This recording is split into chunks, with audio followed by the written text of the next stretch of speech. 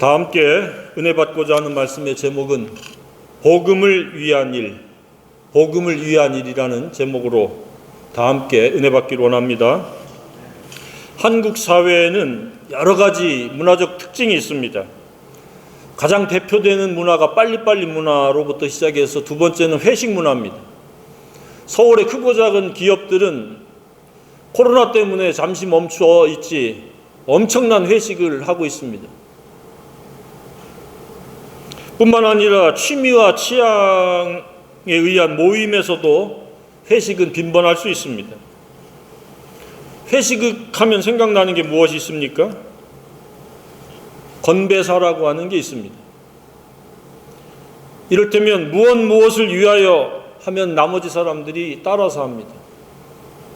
연장자나 직장 상사가 선창하면 나머지 직원들이 따라합니다.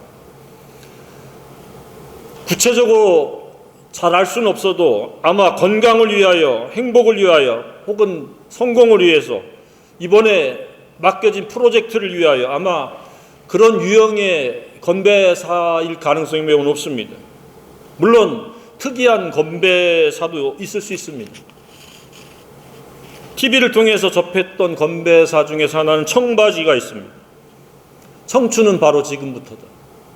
그럴듯한 건배사입니다. 어떤 사람은 굉장히 이렇게 내성적인 사람이라서 이 건배사를 해야 될 위치가 됐는데 건배사하는 게 굉장히 두렵고 떨려서 그것을 훈련하는, 연습하는 사람도 있다는 이야기도 들었습니다. 왜 그런 건배사를 하고 왜 회식을 합니까? 일의 생산성을 높이기 위해서, 효율성을 극대화시키기 위해서 그러한 회식이라는 수단을 통해서 직원들을 단합하고 직원들의 에너지를 끌어모으기 위해서 불가피하게 그러한 회식을 갖는다고 생각이 되어집니다. 그러나 그렇게 해서 생산성이 높아지고 효율성이 극대화돼서 원하는 목표를 이룬다 한들 최종적인 결과는 무엇입니까? 앞서서 100년 전에, 200년 전에 그렇게 회식을 하고 그렇게 해서 그런 어떤 프로젝트를 위해서 단합을 하고 그래서 그러한 그 회식에 참여를 하고 그랬던 사람들이 지금 이 땅에 있습니까? 없습니까? 없죠. 지금도 마찬가지입니다. 지금 어디선가 그 회사의 발전을 위해서 단합을 꾀하고 회식을 갖는다 한들 100년이 지나면 그들도 흔적조차 없이 사라질 겁니다. 그렇다고 우리가 염세적으로 그냥 정죄 비판하자는 것은 아닙니다. 왜 우리는 그러해야만 하는가라고 하는 가장 최선의 동기부여, 최고의 동기부여를 가지고 그 일을 해야 된다고 생각이 되어집니다. 직장이 됐든 가정이 됐든 취미 모임이 됐든 내가 왜 이 일을 하는가? 마음속에 나는 왜 직장을 다니는가? 나는 왜 결혼을 하는가? 나는 왜 결혼을 하지 않는가? 나는 왜 이 일을 갖다가 생산성을 높여야만이 되는가? 작은 동기부여부터 시작해서 큰 동기부여가 있을 수 있습니다. 그런데 최종적이고 가장 두드러진 원인은 더도 덜도 아닌 복음을 위하여가 맞다고 저는 믿습니다. 아직도 복음이 무엇인지 모르고 복음과 전혀 동떨어져 살고 있다면 속히 복음이 정말로 기쁜 소식이구나라고 깨달아지고 마음의 감화 감동이 생길 수 있는 그런 기회와 시간이 빨리 올 수 있기를 주님의 이름으로 축복합니다. 그렇지 않으면 그 복음이 복음되기 전까지는 나름대로 열심히 노력하고 경제적으로 수입을 높이고 재산을 쌓아가고 사회적인 프로필을 만들어 간다 한들 아무 의미 없다는 사실입니다. 그 점에 대해서 성경의 전도서에는 너무도 자세하게 분명하게 사람이 보는 것, 듣는 것, 갖는 것, 연구하는 것, 농장을 하는 것, 사업을 하는 것 다 모든 것이 헛되도다. 이곳에 계신 분은 아무도 헛되지 않은 직장생활, 헛되지 않은 가정생활, 헛되지 않은 인간관계가 되어지기를 주님의 이름으로 축복합니다. 그러려면 복음 외에는 없습니다. 복음 때문에 내가 이 사람과 관계를 맺고 복음 때문에 내가 사업을 하기도 하고, 복음 때문에 내가 공부를 하기도 하고, 복음 때문에 내가 결혼을 하든지 하지 아니하든지 그렇게 결정이 되어야 된다고 믿습니다. 이 시간 복음이 왜 이렇게 중요한지에 대해서 선명하고 뚜렷하게 깨달을 수 있기를 주님의 이름으로 축복합니다. 왜 복음이 이렇게 중요한가? 성경은 여러 가지로 여러 각도에서 우리에게 설명을 해주고 있습니다. 그 첫 번째가 무엇입니까? 복음이 왜 중요한 일인가? 우리의 원천적이고 원인적인 동기부여가 되어야 하는가? 그것은 복음을 위한 일은 착한 일이기 때문입니다. 착한 일이라고 하는 것은 세상에 많이 있습니다. 노인들이 무거운 짐을 들고 갈 때에 대신 들어주는 것도 착한 일입니다. 대중교통에서 연로한 자에게 자리를 양보하는 것도 착한 일입니다. 작은 착한 일부터 큰 착한 일, 구제하는 일도 착한 일들 중에서 대표 착한 일일 수 있습니다. 우리나라가 구호를 받던 나라에서 이제는 구호를 하는 나라로 바뀌었습니다. 착한 국가가 되었습니다. 개인도 그렇습니다. 나만 우리 집만이라고 항상 근시안적으로 살아가면 그런 착한 삶을 살아갈 수가 없습니다. 플러스 마이너스 제로입니다. 남에게 피해를 주지 않으면 된다라고 하는 그런 소극적인 사고방식을 가지고 살아가면 그건 잘 사는 것이 아닙니다. 성경에서는 적극적으로 선을 행하라고 계속해서 반복적으로 강조하고 있습니다. 선이 뭡니까? 착한 일을 하라는 겁니다. 소금이 되라, 빛이 되라. 이웃에게 유익을 끼쳐라. 믿음의 가정들에게 착한 일을 해라. 갈라디아서에서. 야고보서에서도 계속해서 착한 일이 실행되어지지 않으면 그 믿음은 죽은 믿음이다. 무엇에 대해서 아는 것, 무엇에 대한 능력이 있는 것, 지식이 엄청난 것, 말을 아주 참 잘하는 것, 이런 것들도 이렇게 착한 일을 위해서, 사랑을 위해서 그것들이 사용되지 않으면 그것 자체로는 아무것도 아니라는 거예요.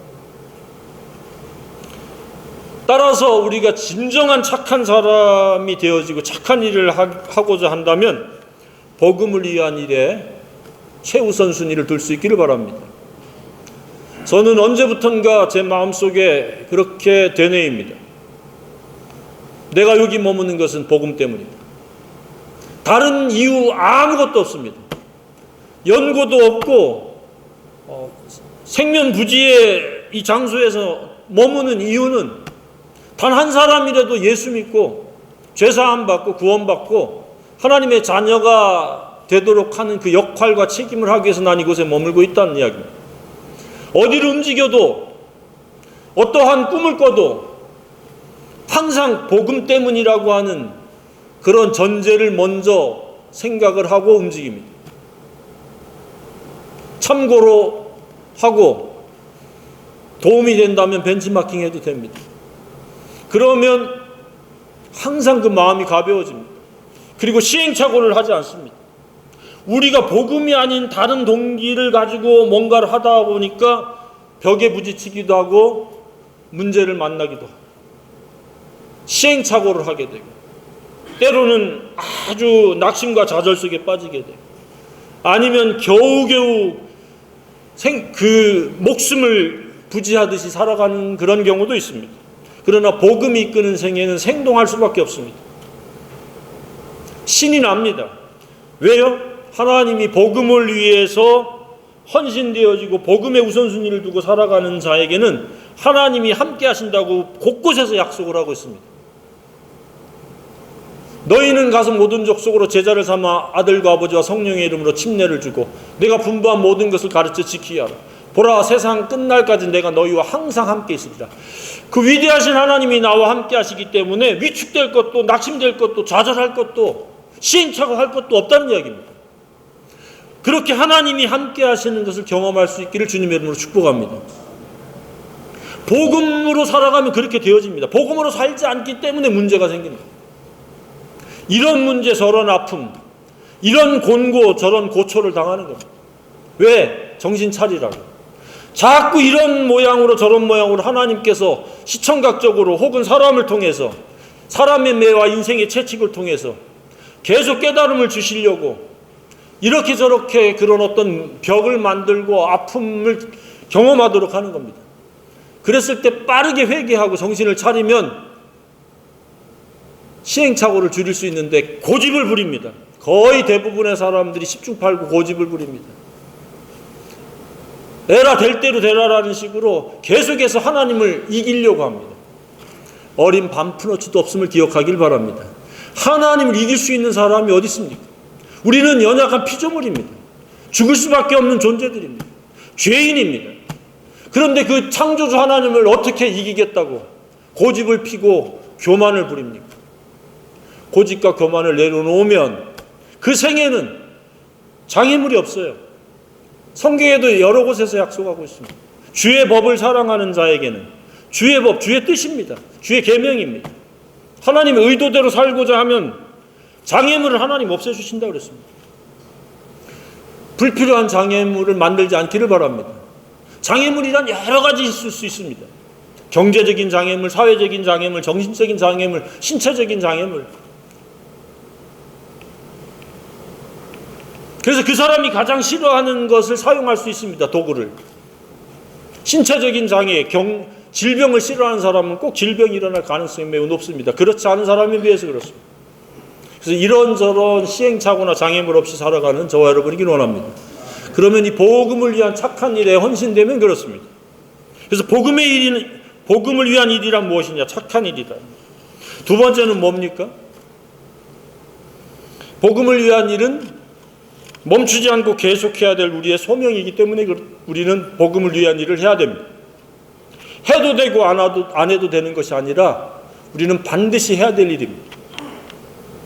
마땅히 육체를 가지고 살아가면 밥을 먹으면 우리 육체가 생명이 보존되듯이 복음 전하는 일은 신자가 해야 될 마땅한 우리의 역할과 책임입니다. 전하지 않으면 직무유기입니다. 사도 바울은 자신의 복음을 전하지 않으면 화가 있을 것이라 그랬습니다. 화가 뭡니까? 저주입니다. 저주. 복음을 전하지 않으면 엄청난 대가를 치를 것이다. 그 이야기입니다.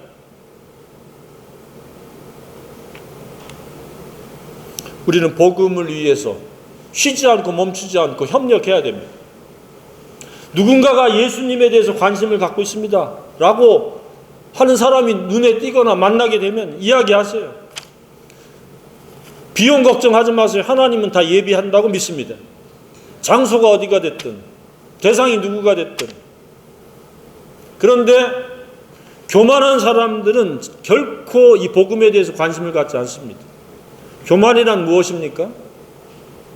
자기가 왕이요 주인이 돼서 제멋대로 사는 사람 태도가 교만입니다. 세 가지 많이 겹치죠. 악인은 교만, 거만, 오만입니다. 거만은 무엇이에요? 자기를 높이는 거예요. 하나님을 높여야 되는데, 하나님께 영광 돌리고 찬송해야 되는데 자기가 영광 받으려고 하고 자기를 스스로 피하라고 높이면서 남은 업신여기고 깔보는 게 거만이에요. 오만은 무엇이에요? 자기를 높이고 자랑하면서 제멋대로 하는 게 오만이에요. 그래서 이 3종 세트, 교만, 거만, 오만은 함께 같이 버무러지듯이 교만 있는 사람은 거만과 오만이 있는, 저와 여러분은 겸손의 사람이길 원합니다. 겸손은 뭐냐? 내가 죄인인 것을 깨닫고 회개하는 사람이요, 하나님의 주권을 넘어서는 우리가 살 수 없는 연약한 존재다, 망할 존재다라는 것을 알고 하나님의 뜻을 찾고 구하면서 그 뜻에 순종하려고 하는 자들이 겸손한 자들입니다. 그래서 겸손한 자에게는 존귀가 있고 교만한 자에게는 패망이 있다 그랬습니다. 교만은 패망의 선봉이요, 겸손은 존귀의 앞잡이라 그랬습니다. 겸손으로 존귀가 있기를 주님의 이름으로 축복합니다. 굉장히 그 교만, 오만 떨어가지고 잘된 사람 못 봤습니다. 이 땅에서 교만, 오만, 거만한 사람이 잘된 경우가 있습니까? 그런 인물이 있으면 이야기해 보세요. 없습니다. 왜? 그것은 하나님을 대적하는 것이기 때문에 그렇습니다. 하나님은 교만한 자를 대적하신다 그랬습니다. 하나님과 싸우는 겁니다. 교만은. 하나님 이겨먹겠다고 하는 겁니다. 하나님 이길 수 있습니까? 이길 수 없습니다. 그래서 우리는 항상 겸손해야 됩니다.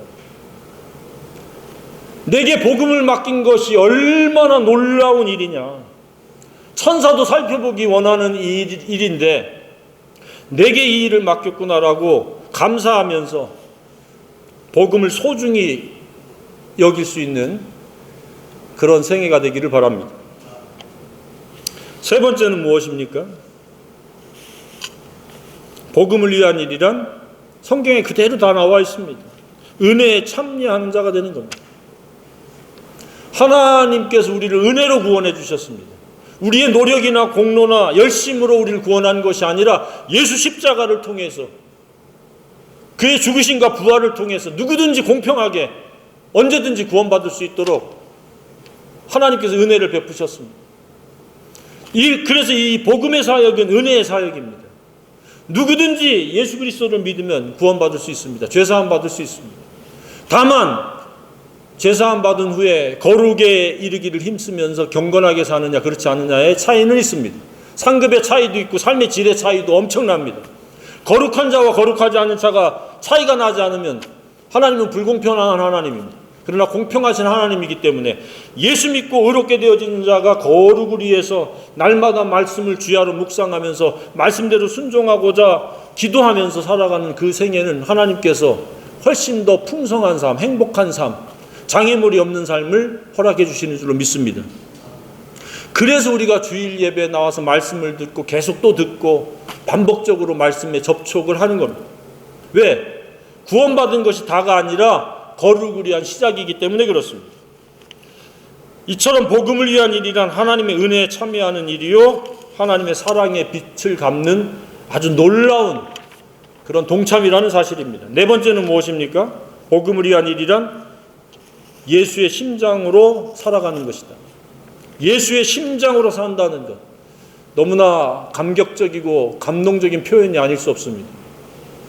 이 썩을 수밖에 없는 타락하고 더러운 심장이 예수의 심장으로 바뀌고 예수님과 같은 심정으로 살아가는 게 복음을 위한 일이라는 겁니다.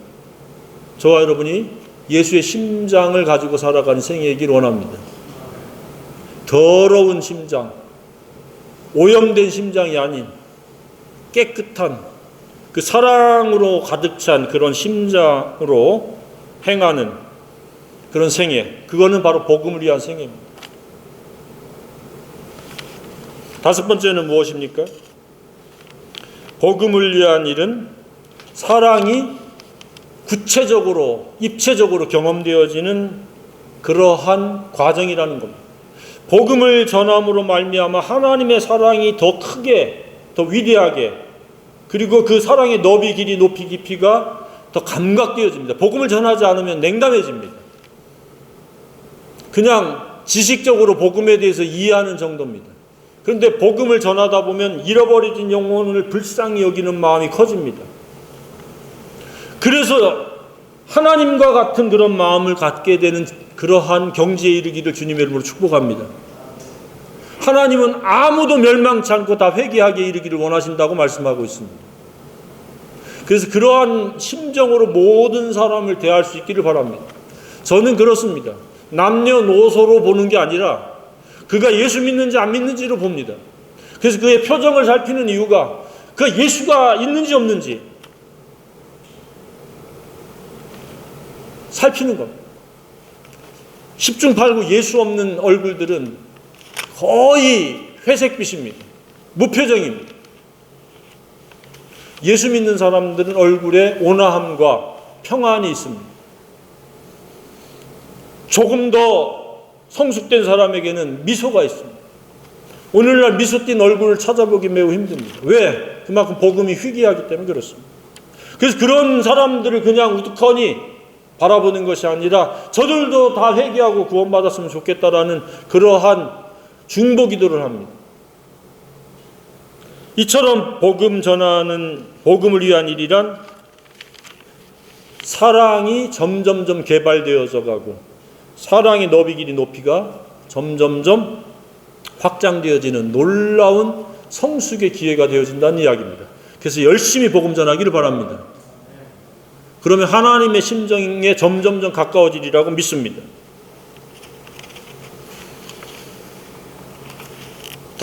여섯 번째는 무엇입니까? 복음을 위한 일이란 의의 열매를 맺는 일이다. 의의 열매. 우리의 내면 세계는 불의로 가득 차 있었던 그런 생애였는데 이제는 의로 말미암아 의의 열매를 맺는 그러한 도구요, 그러한 하나님의 사람이 되어진다는 사실입니다. 이처럼 복음을 위한 일은 엄청나게 놀라운 일입니다. 마지막으로 복음을 위한 일은 무엇입니까? 하나님의 영광과 찬송이 되어지는 일입니다. 사도 바울은 고린도전서 10장 31절에서 그렇게 말씀하고 있습니다. 너희는 먹든지 마시든지 무엇을 하든지 다 하나님의 영광을 위해서 하라. 우리는 하나님의 지으신 피조물들이기 때문에 하나님께 영광과 찬송을 돌리는데 우리는 주목해야 되고 목표로 삼아야 됩니다. 그런데 이 복음 전하는 일이 바로 의의 열매를 맺는 것이요, 마지막으로 영광과 찬송이 되게 하는 일이라는 겁니다. 하나님이 얼마나 많은 사랑의 하나님인지를 우리가 알 수 있습니다. 우리의 관심사는 쓰잘데없는 것부터 시작해서 온갖 잡다한 것들로 가득 차 있는데 하나님, 우리가 복음의 사람으로 세워지고 복음을 위해서 살아가고 복음을 전하는 이 세상에서 소금과 빛이 되어지기를 원하는 겁니다. 경제활동을 하고 있습니까? 뼈 빠지게 경제활동하고 돈 버는 이유가 먹고 살기 위해서가 되면 굉장히 비참해집니다. 앞으로 그런 이야기를 하지 마세요. 나 복음 때문에 경제활동한다. 당당하게 이야기하십시오. 그것이 1%가 쓰이든 10%가 쓰이든 50%가 쓰이든 그 퍼센트지는 중요하지 않습니다. 거의 대부분 우리가 생계를 위해서 사용되어지잖아요. 대부분의 사람들이, 특별한 소수 빼놓고는. 그래도 동기만큼은, 결과만큼은 복음을 위한 것이라고 하는 그러한 분명한 입장을 확립하고 살아야 돼요. 그냥 뼈 빠지게 일하면서 먹고 살기 위해서 일한다, 그런 이야기를 들을 때 마음이 참 무겁고 아프고 한심한 생각이 듭니다. 왜 그렇게밖에 살 수 없을까? 점점 늙고 병들고 죽는데 가장 위대한 이 복음을 알아야 되고 복음을 위해 선신해야 되는데 그냥 주위의 사람들과 경쟁해서 우위를 점하고 사람들 앞에서 허세를 떨기 위해서 나 이런 차 타, 이런 집에 살아, 나 이만큼 가졌어 라고 하는 쓰잘데없는 그 경쟁의 의식에서 우위를 점하려고 하는 한심한 동기부여를 가지고 경제활동하는 사람들은 오래가지도 못하거니와 그렇게 된다 한들 결코 행복할 수 없도록 되어 있습니다. 진리가 없는, 복음이 없는 사람들의 생애의 특징은 첫 번째 마음의 곤고입니다. 마음이 평안할 수가 없습니다. 누가 뭐라고 한 적도 없어도 마음이 늘 허전하고 허무하고 공허합니다. 그런데다가 도덕적으로 타락까지 해버리면 그 사람은 죄책감과 더불어서 엉망진창의 정신세계, 내면세계가 이루어집니다. 돈을 좀 벌었다라고 하는 사람들이 복음이 없이 돈을 벌면, 경제활동을 하게 되면 그 결과가 그 사람을 행복하게 하는 게 아니라 그 사람을 도덕적인 몰락, 윤리적인 몰락, 가정적인 파괴를 일으키는 경우가 상당히 많습니다. 그래서 경제활동을 해도 분명한 입장을 가지길 바랍니다.